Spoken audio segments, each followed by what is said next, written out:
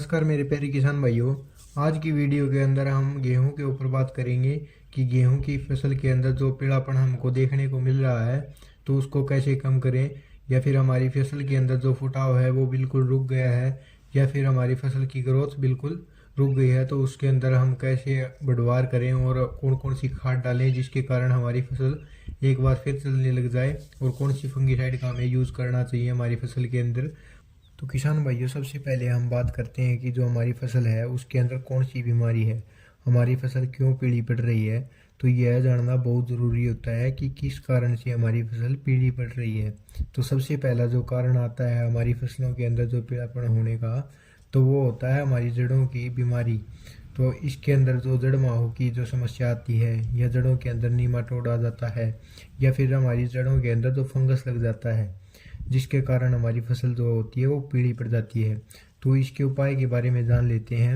अगर हमारी जो फसल है उसके अंदर जो जड़ों के अंदर जड़ माहू की समस्या है, तो आप कन्फिडोर डाल दीजिए, जिसके अंदर अमीडा क्लोप्राइड आता है वो 17.8% आता है, और यह बायर कंपनी का देखने को मिलता है।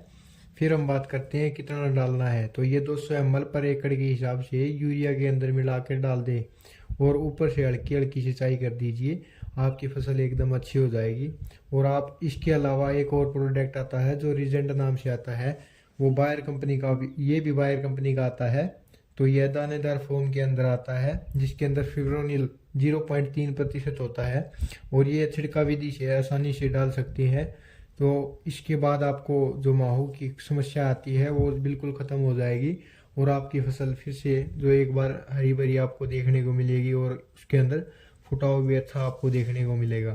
तो फिर हम बात करते हैं जो हमारी फसल की जड़ों के अंदर जो जड़ गांठ की समस्या हो जाती है, जिसके कारण हमारी जड़ों का फैलाव काफ़ी रुक जाता है।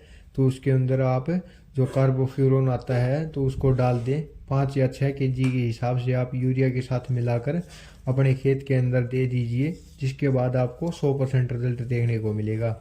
फिर जो जड़ों के अंदर फंगस की बीमारी लग जाती है, तो उसके अंदर हमें जो थाइफिट मिथाइल आता है उसको 500 ग्राम यूरिया के अंदर मिला के डाल सकते हैं, या फिर जो एक बाविस्टिन आता है तो उसको भी 500 ग्राम पर एकड़ के हिसाब से यूरिया के अंदर मिलाकर डाल सकते हैं, जिसके बाद आपको ज़बरदस्त रिजल्ट देखने को मिलेगा, और जो आपकी फसल है वो फिर से हरी भरी दिखाई देने लग जाएगी।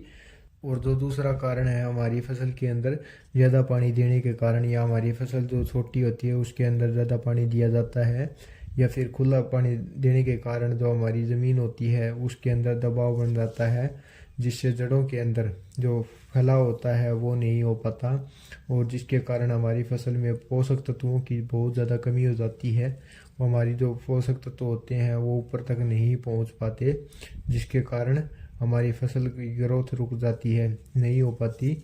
फिर हम बात करते हैं जो हमारी फसल को कैसे उगाएं। तो उसके लिए हमें हल्की हल्की पहले सिंचाई कर लेनी है, फिर आपको यूरिया के साथ ओमिक एसिड मिक्स करके डाल देना है, और ऊपर से हल्की हल्की सिंचाई कर दीजिए, जिसके कारण आपकी जो फसल होती है फिर से एक बार उठेगी और फुटाव देखने को मिलेगा, और हरी भरी देखने को मिल जाएगी। तो अगर आपको हमारी वीडियो पसंद आई तो आप प्लीज़ लाइक करें, और हमारी जो चैनल है उसको सब्सक्राइब करें, और ज़्यादा से ज़्यादा किसान भाइयों तक शेयर करें। धन्यवाद।